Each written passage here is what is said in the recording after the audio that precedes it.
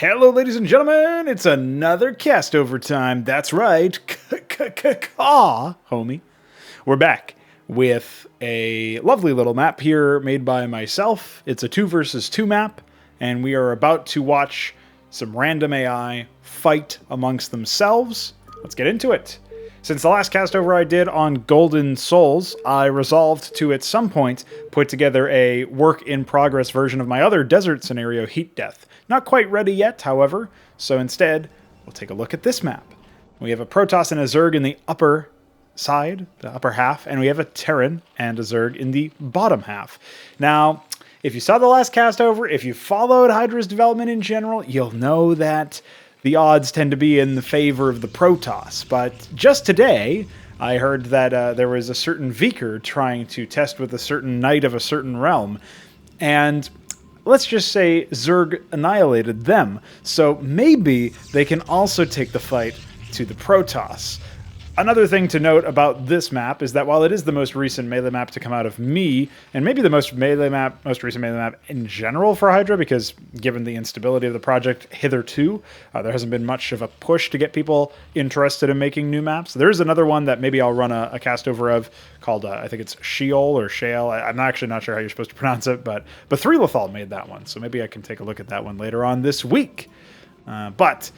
Yeah, the point I was going to make here is that you'd think, okay, well, Pronogo sort of knows his stuff, right? Especially about this whole map making thing. He's been doing it for long enough. So maybe his map is going to be epic. Well, I assure you it will be entertaining, but I do have to warn you that the AI in particular have very stupid ideas of where to build. I was so much so that I was even thinking of a small scale update on this map where I would actually remove this back hall area, because if I keep it on the low ground, then maybe the AI actually uses this, fills it up with some useful structures, and most crucially, doesn't just start building inside your area of the base. Because for some reason, they take all the area that they have over here and they say, nah, not good enough. So just some musing, I suppose, on how to make stupid AI work, at least partially, on your map. And it does seem to be like they don't really work with weird shapes. So the bases here, if I could zoom out, I would, are kind of weird shapes. You got like from here till here is like if you can trace the mouse movement here, it's almost like an L shape. And then the expansions themselves here, there's a bridge out, and they're kind of small in terms of build space. So maybe I could expand just that part, because they do like to build in the middle of the, like out in this area where we've happily had our blue player move his Ovaleth around in a feeble attempt to scout. Speaking of scout, we won't see those because those got renamed to Panoptus, but we do have a Stargate, and it is blinking, so I guess we'll be seeing some early Zealot Aurora action. Maybe I'll try to piece together what build this is. This might actually be Lunatic Legion, a new-ish, well, new to this patch, I guess, AI build for Protoss that prefers spamming Auroras and Zealots, well, Legionnaires, more specifically, in the early game. This purple Zerg player was actually a bit slower to expand than maybe you might expect, which is kind of interesting. It looks like maybe they were just droll-ing up, so to speak. I guess we'll probably have to say drolling up, because droning was really nice because it's just one syllable, right? But drolling, that almost sounds like drooling, which would be appropriate for the AI. Especially this AI, which seems to be running off of just 2 guys on gas, instead of actually having drolleth counts in the appropriate amounts. So bearing that in mind anyway, yeah, I think a good test of our AI as time goes on is going to be how well they can econ. And Zerg have always fallen behind in a lot of those tests, as we have a bit of a rave going on here with Zerglings. I'm told again, and in my experience this is true, that none of this is actually particularly gameplay breaking. Like, it's not like the Zerglings actually get stuck. As soon as they get issued another order, they're supposed to move away. But it does look sufficiently stupid, so who knows. Speaking of looking sufficiently stupid, we do have an AI that seems to be spamming Achmeds, dude. Her Achmeds have arrived, and this guy's got 3 racks with an NG Bay coming before his expansion, so that'll be interesting. And here we go. We do have a couple of Zealots here. It looks like 5 or 6 maybe, as well as the Auroras. So that will be, with an expansion coming up behind him, yeah, sure. Interesting. Very interesting indeed, and now here comes the griefing. With nothing to defend themselves. It does look like that Spore Colony will be morphing sooner rather than later. Thankfully, the AI is defending his teammate here. So we'll have to see what happens there. Oh, the Zerglings actually, in a tactical maneuver, intercepted the crashing Aurora. And as a result, just got chopped to bits by the Zealots there, but that's okay. Bio made quick work of him. So the only thing we would like the AI to do a little bit more intelligently is maybe move its anti-air units over here. Maybe do that. And look, this AI actually responded very well with instant fast defense. They went from having no defensive structures to having 2 spores and a sunk, but unfortunately not in their expansion. Not yet, anyway. So maybe that's something else I can take a look at in the code. Meanwhile, only now 5 minutes in is the Terran AI expanding, but that's okay because he's actually, as you can see, he's actually spamming out quite a few units. And if this barracks doesn't get stuck, which yeah, it looks like it didn't. I don't know why it repositioned at all, to be honest. This will be quite a deadly strike force, and it is indeed moving out as we speak. And it looks like maybe this Shaman will come along with, which will be quite nice for the overall health of the attack force. But just look at this army, man. This is nothing to scoff at. And maybe the Protoss themselves won't even be able to hold this, as they have actually been a little slow to tech up. Now, the Astral Omen is actually a good sign for the Protoss, as that will facilitate Gladiuses. Remember that the Stellar Icon is for Exemplars, which deal area damage, but they don't really deal the same amount of area damage as a Gladius does. They're not quite as attuned. And here we have the Ecclesiast as well, which hopefully will be able to keep some of the melee fighters alive long enough to not explode when push comes to shove here. It looks like it's just a couple of Zerglings to defend. This guy seems to be slouching a bit on specifically economy, and I would say that if he doesn't get his ass into gear sooner rather than later, while he has teched up, the bio hordes are about to stomp him into the ground by the looks of things. So yeah, there's that Hurakan, which did a lot more damage, even though it only just said it got 1 kill. We're going to see a slow trickle of forces. This is actually quite a respectable force. Might even be able to push this bio force back if it were leveraged correctly. But here we go. We got the Droleth scramble as they attempt to all build the defensive structures as fucking quickly as possible, and also hop into HYDRA.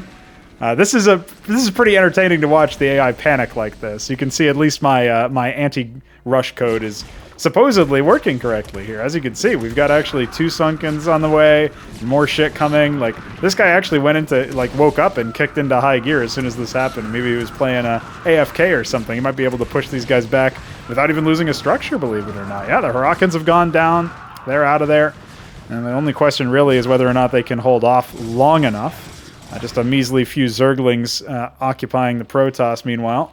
Now, the scary thing is this player down here has been able to not only tech up, but also get into Mutalisk tech, which doesn't sound like it'll be that big of a deal. But remember that, well, let's just say the Zerg player has quite a few Sunkens and not really that much else. So I could easily see that changing. This is a funny spy, robotic spy. Love that.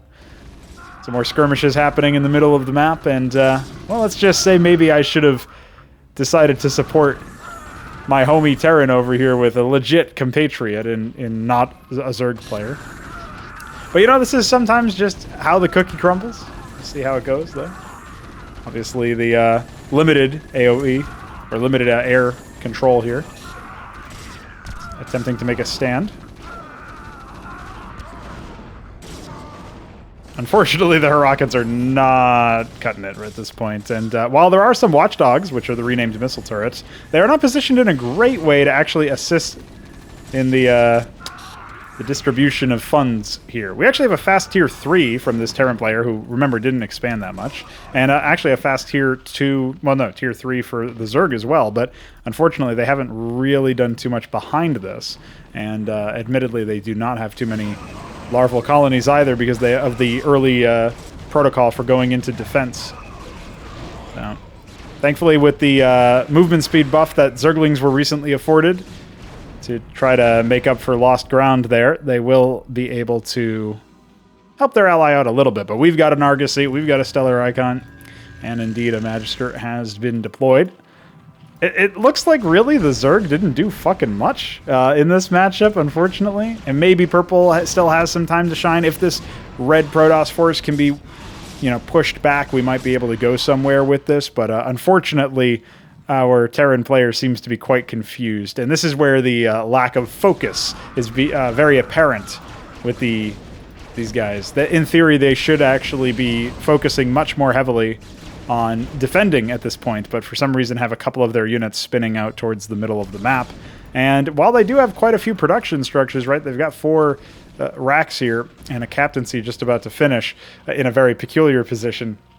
It's not quite too much, and again, the AI doesn't always defend its allies with everything that it could, given the circumstance, where realistically speaking, it should be defending it with everything it's got. Just thinking about, like, eventually, this guy's going to attack me, so I should 100% be throwing everything that I have to support. Unfortunately, that just doesn't seem to be the name of the game for our good friends here. So I think Zerg end up being a pretty big deficiency in some of the build orders, which have admittedly not been checked too heavily. And one of the things that you might be able to leverage or keep track of as we do our next Castover in a few days is how have the Zerg improved, as it's very clearly a pain point right now and something I want to focus on. But in the meantime, we do at least have some healing shamans trying to keep the Gladius projectiles at bay, and doing quite a good job so far, but I don't think they'll be able to do much else. And again, this kind of positioning from the Zerg is kind of interesting for their structures, but they have so few larvae, and they're spending it all on units to try to defend their buddy. It's not going to be enough, so definitely a big focus on Droleth management here, where maybe it's even something to consider.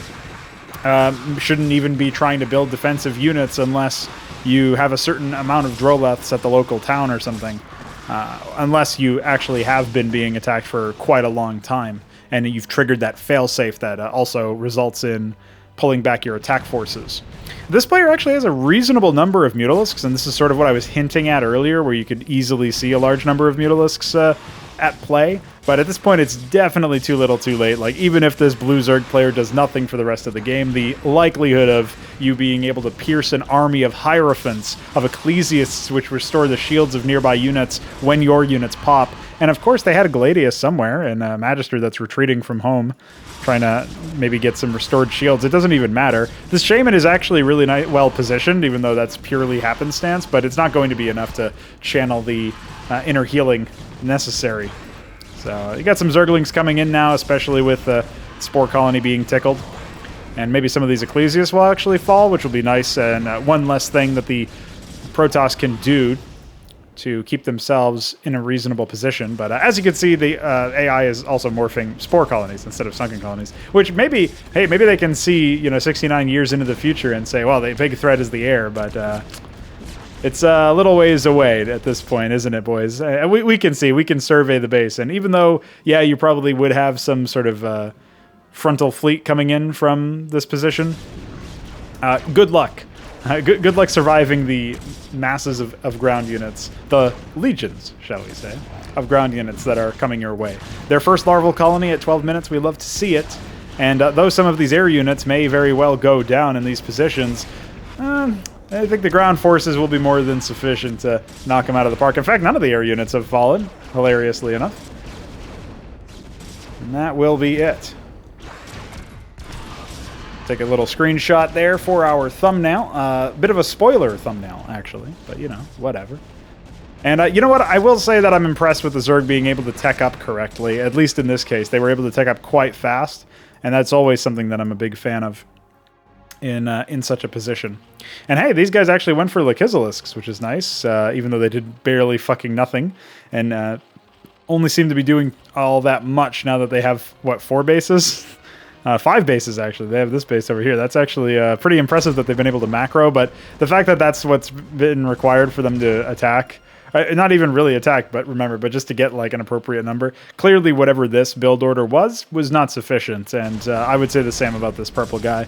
The Terrans and Protoss seem to be in much better positions, conversely, and you saw the Bio-Terran just end up getting kind of ransacked by the Protoss specifically. It was a good compositional choice for the Protoss to obviously have a lot of Hierophants that break apart all of those bio armies with the concussive damage, and just in general slow them on the retreat, slow their attack speed with enough ticks.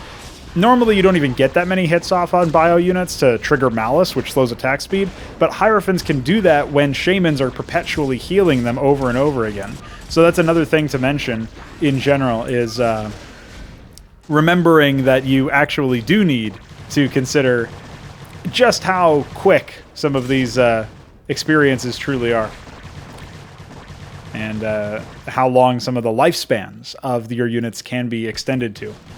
So while it's impressive that this purple guy even managed to expand over here, well, let's just say the infestation was put to bed relatively quickly. At least the hostile infestation. And yeah, now the Zerg is kind of scary, but can't say that I'm spectacularly impressed otherwise. So there you go. Something to keep track of and progress on in general is definitely want to see how the Zerg themselves evolve over time. Quite fitting that right now everybody counts them out. They're at their weakest. They're like, nobody would ever want to play with a Zerg AI ally. That's gross.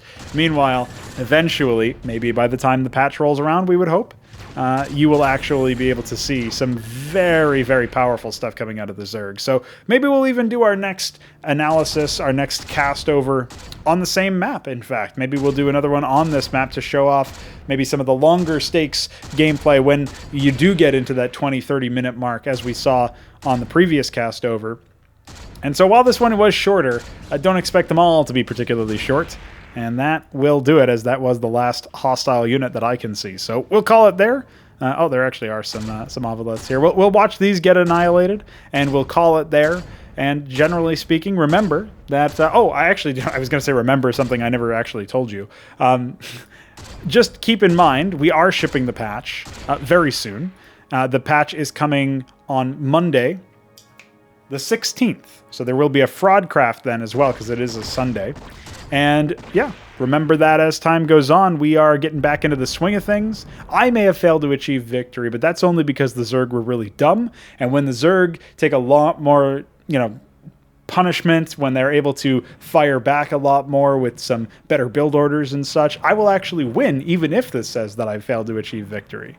So just wanted to throw that one out there, and thanks again for waiting for the day when this patch finally ships. Mapcraft's returning Monday the 17th, the day after the inaugural Fraudcraft of this new HYDRA rebrand. So some exciting times ahead. We'll see you soon.